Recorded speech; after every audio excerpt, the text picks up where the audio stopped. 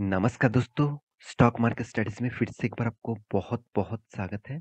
तो आज यहाँ पे मैं डिस्कशन करने वाला हूँ एक गैस मतलब इंडस्ट्रीज़ के बारे में, एक नेचुरल गैस डिस्ट्रीब्यूशन इंडस्ट्रीज़ के बारे में, कंपनीज़ के बारे में, जो एक पॉपुलर कंपनी भी बन चुके हैं, जिसका नाम बहुत सारे रिटेल पब्लिक के मतलब पोर्टफोलियो में है। तो बहुत सारे दोस्तों ने कमेंट किया, "सर इस कंपनी के ऊपर एक डिटेल्स वीडियो बना के दीजिएगा।" तो कंपनी कौन-सा है? कंपनी का नाम है एमजीएल। आप सभी जानते हैं एमजीएल मतलब महानगर गैस लिमिटेड। तो महानगर गैस लिमिटेड जो है वो एक मुंबई बेसिस कंपनी है। तो मु मु मुंबई में ज़्यादा से ज़्यादा कंपनी गैस को सर्विस दे देते हैं। तो इस कंपनी के बारे में डिटेल्स में डिस्कस करूँगा।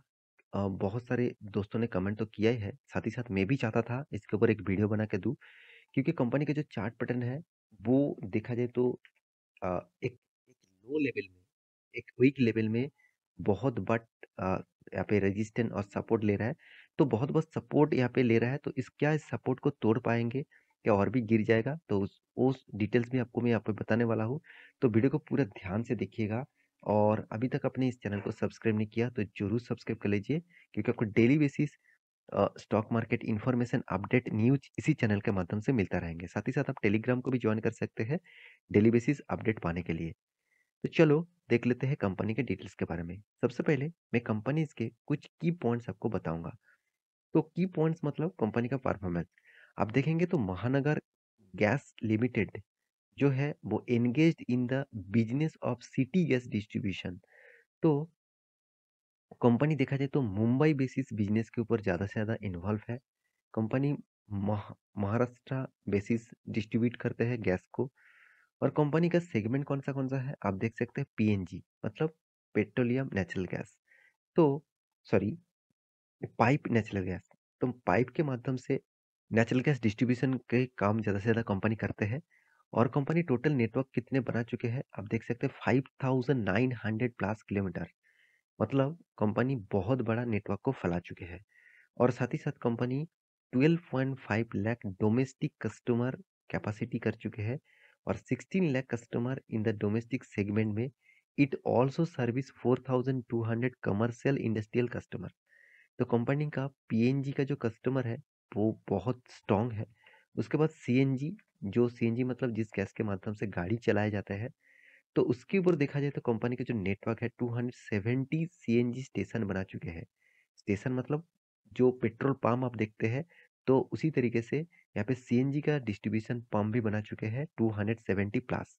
एंड 1600 से भी ज़्यादा यहाँ पे देखिए डिस मतलब डिस्पेंसिंग पॉइंटिंग्स स्पीच अक्रॉस मुंबई। तो इतना एरिया भी कंपनी कवर कर चुके हैं। Company total 8 lakh CNG customer को अ, मतलब जियोग्राफिकली एरियाज में कंपनी माल बेचते रहते हैं। तो कंपनी का जियोग्राफिकली एरियाज मतलब कंपनी मुंबई के अलावा और कौन सा जगह पे काम करते हैं?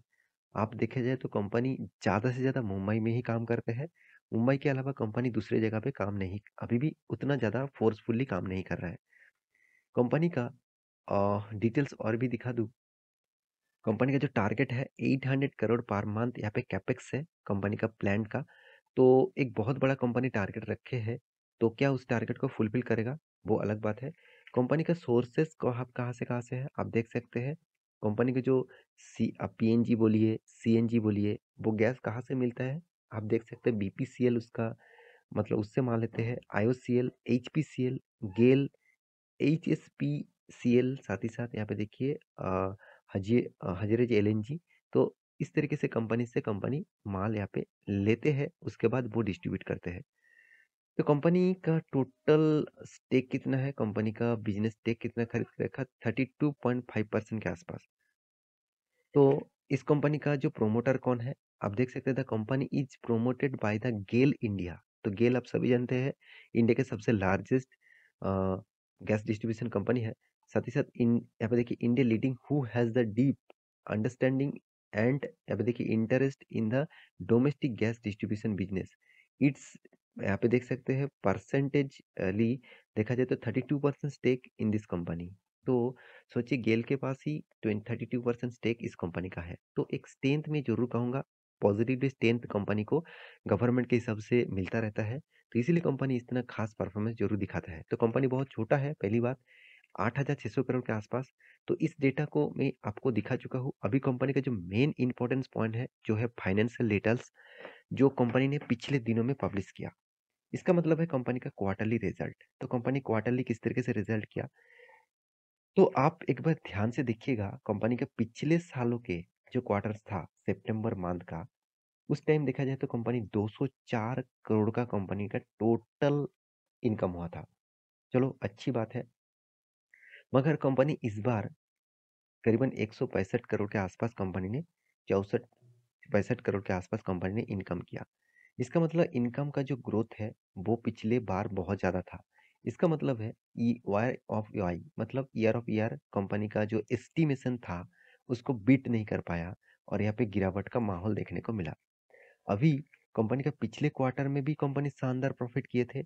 इस बार भी कंपनी का प्रॉफिट रेशियो पिछले क्वार्टर के तुलना से भी कम है। तो सोचिए company quarter of quarter and year of year, ये दोनों चीजों में कंपनी का एस्टीमेट जो है वो बीट नहीं कर पाए, इसलिए स्टॉक के ऊपर एक प्रेशर देखने को मिला। तो क्या कंपनी का सेल्स खराब हुआ? ऐसे बिल्कुल भी नहीं। देखिए पहले जो सेल्स था वो तो बहुत कम था, फिर भी इस बार सेल्स ज़्यादा होने के बाद भी कंपनी का प्रॉफिट मार्जिन कम हो गया। इसके पीछे एक ही कारण है, कंपनी का जो एक्सपेंस है उसको पहली बात वो तो मेंटेन नहीं कर पाया, एक्सपेंस ज़्यादा हो गया। दूसरी पॉइंट क्या है, कंपनी का जो इंटरेस्ट है, पहले तो 2 करोड़ के पहले इंटरेस्ट था, इस बार भी 2 करोड़ का है। कंपनी का आधा से इनकम देखा है तो पहले जितने था उससे भी ज़्यादा इनकम यहाँ पे कंपनी कर चुके हैं। फिर भी कंपनी का प्रॉफिट मार्जिन डाउन होने के पीछे सिर्फ एक ही कारण है, कंपनी का एक्सपेंस ज़्यादा होना। तो सिर्फ देखिए एक क्वार्टर्स के रिजल्ट खराब हुआ इसका मतलब कंपनी खराब हो जाएगा, ऐसे बिल्कुल भी मत सोचिएगा। क्योंकि आपको एंड ऑफ द पीरियड आपको देखना चाहिए ईयर ऑफ ईयर। तो ईयर ऑफ देखा जाए तो ईयर ऑफ ईयर में कंपनी का प्रॉफिट एंड लॉस एक सस्टेनेबल लेवल में है, कि बहुत ज़्यादा तेजी नहीं हुआ, बहुत ज़्यादा गिरावट नहीं हुआ। एक ही रीजन में कंपनी एक ही लेंथ में देखने को मिला है। तो कंपनी का जो परसेंटेज वाइज आप देखेंगे तो कंपनी का सीएजीआर जो परसेंटेज है, तो आप देखेंगे तो कंपनी का परसेंटेज कुछ अप्स एंड डाउन चीज में देखने को मिला। अभी कंपनी का जो सेल्स ग्रोथ, कंपनी का प्रॉफिट ग्रोथ, हर चीज यहाँ पे आपको देखने को मिलेगा। तो एक चीज मैं यहाँ पे आपको जरूर कहूंगा, कंपनी अभी तक नेगेटिव 10 में है ऑब्वियसली, मगर कंपनी का सेल्स ग्रोथ, कंपनी का प्रॉफिट ग्रोथ बहुत बड़ा मतलब पॉजिटिव नहीं है, एक वीकनेस में है। हाँ एक चीज बहुत पॉजिटिव है, वो है return of capital, sorry return of equities. तो रिटर्न ऑफ इक्विटीज के साथ साथ रिटर्न ऑफ कैपिटल एम्प्लॉयड और रिटर्न ऑफ इक्विटीज दोनों चीज को आप देखेंगे तो बहुत अच्छा खासा एक एवरेज लेवल में दिखेगा। कंपनी के प्रोमोटर के पास 32% का होल्डिंग है। डेप्थ कितना है? 117 करोड़ के आसपास। तो मैं जरूर कहूंगा कंपनी एक डेप फ्री है, यही कंपनी का सबसे बड़ा खासियत है। अगर इसका कंपटीटर के हिसाब से बात करूँ तो कंपनी का डेप्थ बाकी कंपनी से बहुत कम है, मगर कंपनी का बाकी पैरामीटर्स जो है वो भी दूसरे कंपनी से थोड़ा सा अच्छा, थोड़ा सा बुरा इस तरीके से देखने को मिला। क्या अभी इस कंपनी के ऊपर इंस्टीट्यूशन भरोसा करते हैं? उसको दिखाने से पहले कंपनी का कैश फ्लो में जरूर दिखाऊंगा। क्योंकि कितना भी आपको प्रॉफिट एंड लॉस अकाउंट में दिखा दे, आपको वो चीज को पॉजिटिवली नहीं लेना चाहिए जब तक आप कैश फ्लो ना देख ले।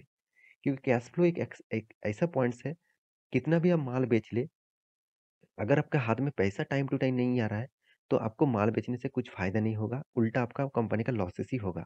तो कैश फ्लो आपको बताता है कि आपने कितने टाइम टू टाइम हाथ में कैश आपको आया है। तो ऑब्वियसली पॉजिटिव है, बहुत अच्छी बात है। तो इसीलिए इंस्टीट्यूशन भी इस कंपनी के ऊपर भरोसा करते हैं। देखिए प्रोमोटर कितना 32% होल्डिंग है, उसके बाद देखिए डीएस के पास 28%, पब्लिक के पास 15%, सॉरी एफएस के पास 28%, डीएस के पास 15% और पब्लिक के पास 13% और 10% गवर्नमेंट के पास। आप सभी जानते हैं गवर्नमेंट अब महाराष्ट्र के पास 10% का होल्डिंग है। तो मैं जरूर कहूँगा इस कंपनी के ऊपर आप फोकस रखिएगा, क्योंकि कंपनी के स्टेन जो है बहुत स्ट्रांग है। तो फिर भी कंपनी एक ही रेंज बाउंड के ऊपर काम कर रहा है। और हाँ जो पॉइंट्स मैं आपके साथ शेयर करना चाहता हूँ, 670 रुपीज़ के आसपास ये जो लेवल है, ये जो लेवल है, ये जो लेवल है, इस लेवल को अगर तोड़ता है तो आपको नेक्स्ट लेवल जो देखने को मिलेगा करीबन करीबन 500 लेवल के आसपास। तो 500 के आसपास यहाँ पे देखने को मिल सकता है। तो एक अच्छा खासा गिरावट देखने को मिल सकता है अगर इसको लो रेंज के अंदर ब्रेकआउट हुआ तो। तो मेरी जो टोटल वीडियो आपको एजुकेशन पर्पस में दिया गया है, कोई बाय एंड सेल का रिकमेंडेशन नहीं है। आप एक बार रिसर्च करिएगा, उसके बाद निवेश करने के लिए ज़रूर सोचिए। तो मिलते हैं नेक्स्ट नया स्टॉक लेके, तब तक के लिए अच्छे से रहिए, अपने ख्याल रखिए। Bye bye.